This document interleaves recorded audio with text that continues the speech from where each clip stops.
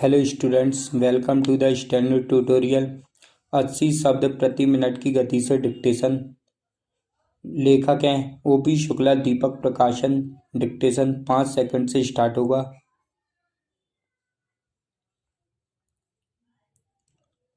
Yes, start.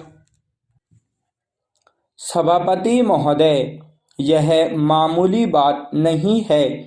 आप इस bill को शुरू से आखिर तक पढ़ जाइए तो साफ मालूम होता है कि किसी खास आदमी के लिए, खास समाज के लिए, खास गुट के लिए यह कानून बन रहा है। इसमें कहा गया है कि जहाज उद्योग को भी कर्जा दिया जाए। पहले नहीं दिया जाता था।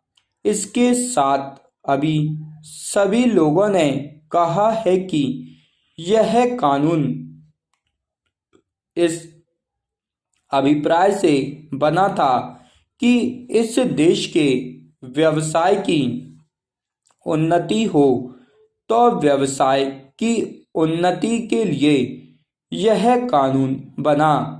Paragraph change. हम किसी व्यवसाय का नाम तो नहीं सुनते, लेकिन सुनते हैं कि करीब 80 लाख रुपया चीनी उद्योग को दिया गया है। इसका क्या मतलब है? इस बारे में मैं पहले भी कई बार इस तरह की बात कह चुका हूँ। जब कोई संस्था स्थापित होती है तो उसके कार्य और कर्मचारी का अनुमान लगाना होता है। देखना होता है कि इतने कार्य हैं और इतने आदमी बहाल होने चाहिए। मुझे तो यह कहने में दुख मालूम होता है। Paragraph change. मुझे तो इस सरकार को सरकार कहने में भी लज्जा मालूम होती है। इसको सरकार नहीं कहना चाहिए।